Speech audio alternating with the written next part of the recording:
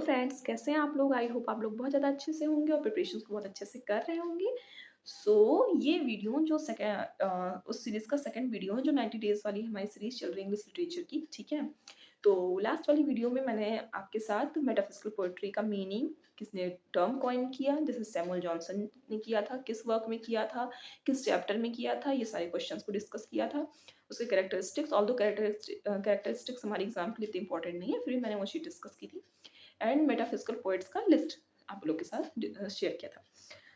एक metaphysical poet से एक क्वेश्चन मैंने 2-3 बार देखा है कि अ, वैसे तो ये यूजीसी नेट में देखा, बट क्या बीपीएससी का कोई भरोसा नहीं, पूछ ही सकता है कि इनको क्रोनोलॉजिकल ऑर्डर में लगाना होता है, ठीक है? इन राइटर्स को। तो सबसे पहले हम आज इस वीडियो की अपनी शुरुआत वहीं से करेंगे। पहले हम राइटर्स को सारे जो हैं क्रोनोलॉजिकल ऑर्डर में देखेंगे। देन आज मैंने 3 राइटर्स लिए हैं, उनके वर्क्स को भी डिस्कस किया है बाद में, क्योंकि इसमें जो लिस्ट है इसमें 2-3 राइटर्स हैं जिनके वर्क्स को थोड़ा हमें डिटेल में जानना होता है। उसमें सबसे आप फॉरमोस्ट कह सकते हैं कि क्या कहते हैं, जॉन डन हैं, जिनकी लाइफ भी थोड़ा बहुत हमें जाननी होती है एंड उनके वर्क्स को थोड़ा बहुत अच्छे से देखना होता है। बाकी सबके वर्क्स को जान लीजिए और ज़्यादा उन पे बहुत मतलब अपना गहराई से चिंतन मनन करने की कोई ज़रूरत नहीं है, ठीक है? आराम से हो जाएगा, इतना भी नहीं पढ़ना है इसमें। सो बिना किसी बकवास किए मेरी और बिना टाइम वेस्ट किए अब वीडियो शुरू करते हैं, ओके? ये सारी चीज़ें कल हम लोग डिस्कस कर ही चुके थे, ठीक है? तो इस पे ज़्यादा टाइम नहीं वेस्ट करते हैं, ठीक है? आगे बढ़ते हैं। उम, यहाँ से, ठीक, ओके? क्रोनोलॉजिकल ऑर्डर से देखते हैं। तो इसमें हमारे सबसे पहले आते हैं जॉन डन, ठीक है? सबसे पहले जॉन डन आते भी हैं और सबसे ज़्यादा इम्पोर्टेंट भी जॉन डन ही है, ठीक है, इस सीरीज़ में।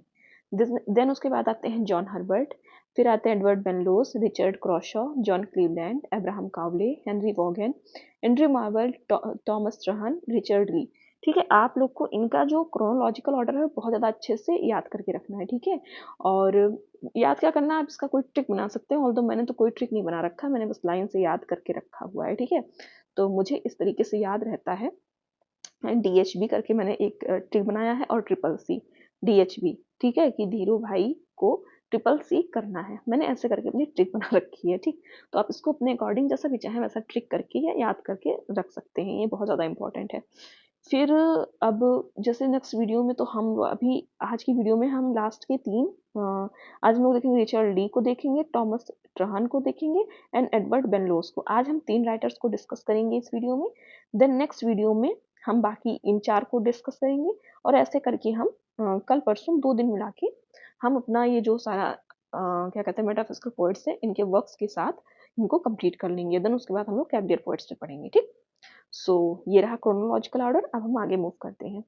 तो सबसे पहले हम लोग बात करते हैं रिचर्ड ली की, ठीक है? तो इनके 3 मेन वर्क्स हैं। तो पहला है द ट्रांसपोज़र रिहर्सल, या इसका दूसरा नाम है फिफ्थ एक्ट ऑफ सॉरी क्या बोल रही हूँ, fifth act of mister base play, ठीक? इनका दूसरा वर्क है असेंशन ऑफ द रोटा इन मिस्टर ड्राइडेंस कॉन्क्वेस्ट ऑफ ग्रेनाडा, ठीक है?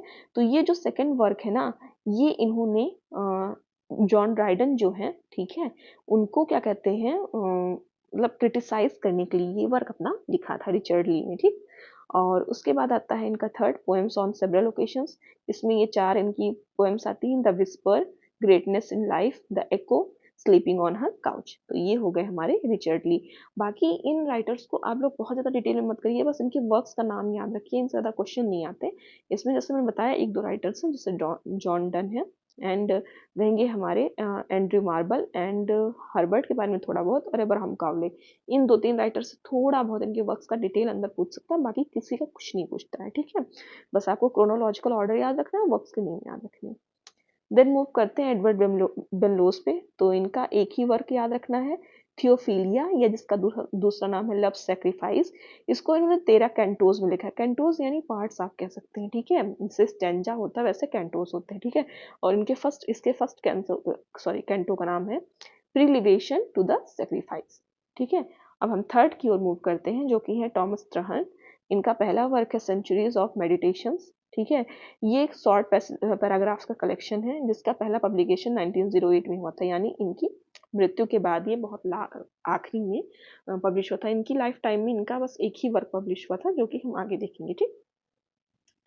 सो इनके फिर प्रोज वर्क्स आते हैं, जिसमें पहला है रोमन फ्रोजरीज। यही इनका एकमात्र वर्क है जो इनकी लाइफ टाइम में पब्लिश हुआ था, बाकी कोई वर्क इनका पब्लिश नहीं हुआ था। ये क्रिश्चियन क्लर्जी थे, एंजेलिक क्लर्जी थे, तो इनके वर्क्स में ज़्यादातर आपको क्या कहते हैं, क्रिश्चियनिटी का जो क्या कहते हैं प्रभाव देखने को मिलेगा। यानी उसमें इन्होंने कहीं ना कहीं क्रिश्चियनिटी की अच्छाइयों को बताया है और गॉड की ओर बढ़ने के लिए कहा है। जैसे आप हमारे यहाँ का भी कोई क्लर्जी क्या होते हैं, क्लर्जी पुजारी ही तो होते हैं। तो हमारे यहाँ का कोई पुजारी जिससे आप मिलोगे मंदिर जाके, तो क्या बताते हैं, वो यही सब चीज़ें बताएंगे ना कि आप भगवान की ओर जाओ और मंदिर जाओ, व्रत करो, पूजा पाठ करो, ये सारी चीज़ें। तो सेम वही है कि ये भी क्लर्जी थे, तो इन्होंने भी गॉड के बारे में बात की कि आप ऐसे गॉड को पा सकते हैं, क्रिश्चियनिटी ऐसे अच्छी वगैरह वगैरह ये सारी चीज़ें, ठीक है। तो फिर दूसरा इनका वर्क है क्रिश्चियन एथिक्स। थर्ड है a serious and pathetical contemplation of the mercies of God. तो ये इनके 3 प्रोज वर्क हैं। ज़्यादा इसमें पीएचडी नहीं करनी, बस वर्क का नाम याद रखिए कि ये टॉमस ट्रहन के वर्क्स हैं, ठीक। फिर हम बात करते हैं इनकी ये कुछ पोएम है। Thought, word, innocence, vision, poverty, wonder. तो इसको आप वैसे याद कर सकते हैं कि वर्ड के बारे में जब हम थॉट करते हैं तो सोचते हैं वर्ड में क्या कहते हैं, लोग के पास विजन नहीं है, सिर्फ पॉवर्टी पॉवर्टी है। पर जब हम किसी इनोसेंट इंसान को देखते हैं तो थोड़ा हम वंडर में आ जाते हैं, चौंक जाते हैं, ठीक है। तो जब हम वर्ड के बारे में थॉट करते हैं तो हमारे दिमाग में यही विजन आता है कि इस जगह पॉवर्टी है।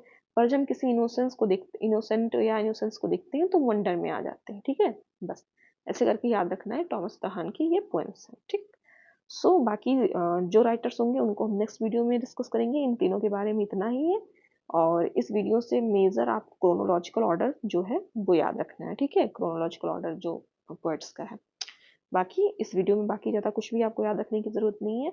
और जितने भी राइटर्स हैं मेटाफिजिकल पोएट्री पे, इनको आपको कोई बहुत डिटेल में नहीं पढ़ना है, जॉन डन को छोड़ के। सबके वर्क्स का नाम याद रखना है, या किसी का बहुत ज़्यादा कोई फेमस वर्क होगा तो हमें वर्क को देखना है, बाकी किसी के बारे में, लाइफ के बारे में कुछ भी नहीं पढ़ना। सो बस टाइम। तो आज के लिए सेशन के लिए इतना ही। अगर आप लोग को कोई डाउट, समस्या, दिक्कत, परेशानी हो इस वीडियो से रिलेटेड या किसी और टॉपिक से, देन आप कमेंट सेक्शन में लिखिएगा, मैं उसका रिप्लाई करूंगी। और अगर कोई ऐसा टॉपिक होगा जिसमें बहुत ज़्यादा लोग का डाउट होगा तो उस पर हम लोग वीडियो भी बनाऊंगी, उसमें डिस्कस किया जाएगा, ठीक है। इसके बाद एक वीडियो में हम लोग बाकी जो राइटर्स, छोटे छोटे बच्चे हैं मेटाफिजिकल पोएट्री के, उनको डिस्कस करेंगे। एंड एक वीडियो में हम लोग जॉन डन को डिस्कस कर लेंगे। उसके बाद हमारा मेटाफिजिकल पोएट्री कंप्लीट हो जाएगा। हो सकता है मैं दोनों वीडियो कल ही डाल दूँ ताकि जल्दी जल्दी से हमारा कंप्लीट हो जाए, फिर हम रिवीजन की ओर आगे बढ़े, ठीक है। क्योंकि टाइम इतना है नहीं हमारे पास, तो जल्दी जल्दी चीज़ें करके फिर हमें रिवीजन भी करना है, क्वेश्चन ढेर सारे सॉल्व कर लेने हैं। क्योंकि क्वेश्चन हर रोज कुछ ना कुछ नया मिलता है। कॉम्पिटेटिव एग्जाम्स ऐसी चीज़ होती है ना जहाँ पे आपका सिलेबस कभी नहीं कंप्लीट हो सकता। आप सोचो आज मेरा सिलेबस कंप्लीट होगा तो कल से मैं मॉक करूँगा, तो ऐसा कुछ नहीं होता है, ठीक। और मैं वीडियो बनाती हूँ ना तो उसका मेरा 2 पर्पस रहता है। जैसे अभी मैं बना रही हूँ, तो मैं मेटाफिजिकल पोएट्री से पढ़ा रही हूँ ना, तो मेरा सारा मेटाफिजिकल पोएट्री जो है वो मेरा रिवाइज़ हो रहा है अभी, ठीक है। जो मैंने पहले पढ़ लिया और हो सकता है काफ़ी टाइम से रिवीजन नहीं किया, तो मेरा अभी के टाइम में रिवाइज़ हो रहा है। और जब एग्ज़ाम आने वाला होगा और मुझे रिवीजन करना होगा, देन मैं कुछ नहीं करूँगी, मैं अपने ही वीडियोज़ देखूँगी।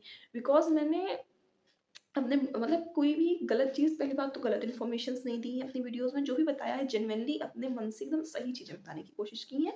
एंड दूसरी चीज़, मैंने अपनी वीडियो को लेंदी नहीं किया है, पैराग्राफ्स नहीं लिखे हैं। जो काम की चीज़ है, मैंने सिर्फ़ उतनी चीज़ें ही बताई हैं। किसी का टाइम, अगर किसी को लग रहा हो कि टाइम वेस्टेज हो रहा है, देन इंट्रोडक्शन और लास्ट वाला जो क्लिप होता है, इसको काट के वो बीच की चीज़ें देख सकते हैं, ठीक है। उसमें सिर्फ़ मैं काम की बात करती हूँ, मैं कोई फालतू अंट-संट बात नहीं करती हूँ, ठीक है। मतलब अपनी यूपी वाली भाषा में अंट-संट बोल रही हूँ, ठीक है। कि ऐसे अंट-संट बात नहीं की है मैंने, ठीक है। तो और इसका एक मेरे दिमाग में ये भी चलता है ना कि जो मेरे ऊपर ट्रस्ट कर रहे हैं ना, उनका टाइम ना वेस्ट हो। और जब मैं खुद इस चीज़ को रिवीजन करूँगी तो मुझे वो एहसास होगा कि मेरा टाइम बचा है ये बक-बक ना करने की वजह से, ठीक। सो बस आज के लिए इतना ही है, ठीक है। सो बाय बाय, टेक केयर।